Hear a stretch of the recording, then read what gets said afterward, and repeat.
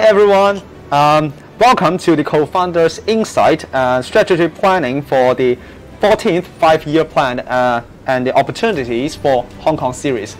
And I'm the host today. My name is Joseph. And first of all, let's welcome our honorable guest speaker, Dr. Hong. Welcome. Thank you. So I would say you are definitely an expert on the innovation, technology, and a very experienced officer in the Greater Bay Area. The Greater Bay Area actually provide a lot of opportunities for the young people, especially in Hong Kong. So for the fresh graduates, how could they participate more into the Greater Bay Area under your experience? For fresh graduates, sometimes it may not be the best time to do, startup to actually start their own businesses. Some can still do it, but most of them would like to look for an employer. Now today, if you go to Shenzhen, if you are in my area, which is technology, telecommunication, the salary is almost the same as Hong Kong. Maybe the tax is a little bit higher, but the living cost is much lower. So for them, I think the best thing is to find an employer that will offer you wider opportunities. Whether it's going to be the giants like Huawei or CTE or BYD, or the small startups. Okay, we have more than 150 startups from Hong Kong in Shanghai alone. So all in Shenzhen, there are probably hundreds of them. The first few years is the best time to get yourself, trained it, get the experience, understand the society, and it's different from when it was in the university. Because I always believe, if you want to do business, if you want to do a startup, you have to understand the local environment. It cannot be just we should think global, but act local. So for these people, I think the best opportunity is actually find a good employer in the area that they think they have strength in. So always analyze your own strength, what kind of future opportunity you want to go after, then leverage that strength and find the right place and the right job. True. And I really agree that the young people should really find their strength and then choose their career. But I've heard that Dr. Hong actually bring a lot of young people to the Greater Bay Area internship or working for their career. So what do you think the personality or the requirement is important for young people when they decided to go to the Greater Bay Area? I think number one fundamental, it's open mind. True. Okay, they need to be open-minded, and then they need to have the ability to learn quickly. Because in my industry, in IT, right, 2 years is a very long time. So you need to have. It's not about the skill you have, but the ability you are able to acquire new skills. Okay. Keep learning. And then I think integrity is important. Okay, for any employer or even for starting your own business, integrity I think is always the fundamental thing. You have to have your own initiative. You cannot. One of the problems we have today, I think, with many youth is that they wait to be told what to do, because that's what we educate them. Right? It's not their fault, but because we have been used to train up or educate these people. Telling them exactly what they need to learn, what will be examined, but the real world isn't like that. Nobody can tell you everything. So you need to be, you have your own initiation. Go and pursue your own career. Once you have this, the rest I think it's nice to have, but you can always acquire. For example, language skill I think is important. Communication skill. The understanding of the world, not just China, not just Hong Kong, but the world. I think one of the advantages of Hong Kong young people over maybe their friends in the mainland is the experience and exposure internationally. But I also have questions that is being international is a very crucial advantage for Hong Kong. We all agree, right?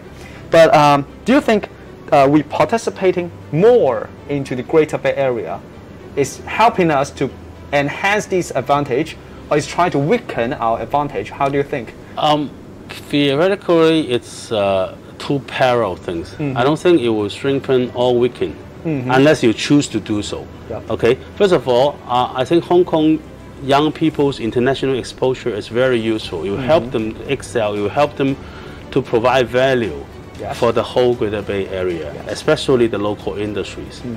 But if then they give up that and say, okay, I'm going to be just local, then of course after a while, if you don't keep yourself always exposed it, always reading and watching all this international news and everything, then over a few years, then you kind of slow down and you lost the touch.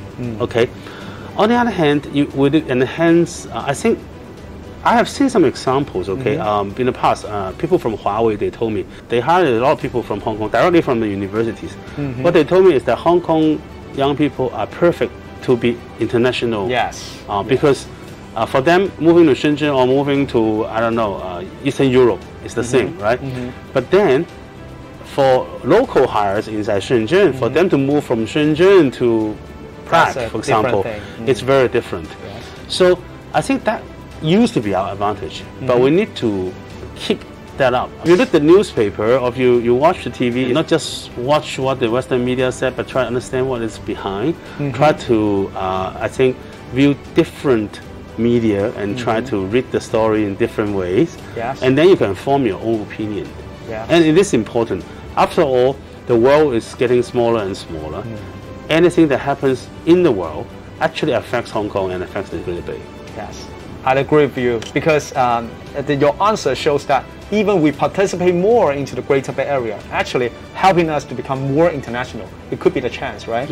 And another question is, we all know I&T, innovations and technology is a key word in the future, right? So in the Greater Bay Area, especially for the innovation and technology industry, what is the character of Hong Kong? Or I would say the ideal character of Hong Kong, in your opinion? There's a few things. Actually, if you look at the whole innovation and technology, I would call it value chain, okay? Value chain. Hong Kong has a lot of role in play. First of all, the fundamental research. We have 5 universities that are ranked within 100 of the top universities in Hong Kong, in the world. And the whole Greater Bay has 5, and all of them are in Hong Kong. So we have also more than, I think, 20-something this kind of national labs, laboratories in Hong Kong also. Okay, in the past we have done things like the small car they used on moon was actually invented by the Polytechnic University of Hong Kong. There were a lot of things we did in the deep science. Okay, also in biochem, in this kind of pharmaceutical, medical. There's a lot of things there. But our problem is we don't have industries. Okay, so we may be very good in the university. We can do it in the lab, but we cannot turn it into a product. Okay. Now you cross the road, cross the river. You go to Shenzhen. There's a lot of applied research. They didn't have many good universities. Now they're building some. Okay, Chinese U is there. There's a University of South Technology, but still they're still building it. Okay. However, they have a lot of companies, private investments that have been eager to turn what we have in the lab into their products. That's why, for example, Huawei have been also partnering with Hong Kong City University in their 5G development. Some of the technology was actually from CityU. So there were a lot of this kind of collaboration. So for Hong Kong, I think the main thing is the university-industry collaboration is one of the major. Another role that's important is about talent. Okay, as we know, because of the Sino-American conflict these days, my friends, the Asian scientists and professors in the U.S. universities, they do not like to live there anymore. Not just Chinese, but as long as you look Chinese, people start to suspect you are a spy. There's a lot of discrimination, so they don't want to stay there. But if you ask them to move, for example, into mainland China, it's a very different kind of way of life, right? So if they move to Hong Kong, everything is just like in terms of the living environment. It's very close to the Western countries, so they are willing to come over. Plus, we have some very good universities. That's a big advantage. So Hong Kong actually now is a very good time to attract these international talents. And also talents from mainland China. Because in the past, our mainland Chinese PhD or postdoctoral students, they will go to the US for further studies. But today, if they are in life science or AI, it's very hard for them to get a visa. Almost impossible. But they can come to Hong Kong, right? So we'll get the professors from US to Hong Kong. We'll get the students from mainland to Hong Kong. Then we can build a talent hub. This talent hub can also help the whole Greater Bay because they can help the industries in Shenzhen and other places. But these people stay in Hong Kong. They provide value to Hong Kong. They provide a talent pool to Hong Kong. Yes. I think will be one of the key areas. Another area is about IP, intellectual property. IP. Okay. If you read the 14th five-year plan, it actually talk about Hong Kong being a regional IP trading center. Yes. This is something we wanted to do for a long time, but was never very successful. But I think in the future, because of the high volume of IP that will be created because of the development of INT in the Greater Bay, and also because of the Chinese way of actually now Belt and Road and some other initiatives that we will be sub-licensing this technology maybe to some other countries. Hong Kong become a perfect place. Yes. On one side, we're licensing international patents and IPs to the mainland Chinese factories. Yeah. At the same time, we're also licensing their technology to the other countries. Maybe not to the US, but more to the Belt and Road countries. Oh, I see. We can hear that Hong Kong still have a lot of great advantage, including like we have strong academic research. We have a very suitable and better living condition for the talent, and so these are the advantage of Hong Kong we have. So today, thank you again, Dr. Hong. I learned a lot every time just talking with you. Thank you. I would say the audience definitely feel the same way. So I hope to explore more next time we can talk together again. So thank you. Thank you. And see you next time. Goodbye.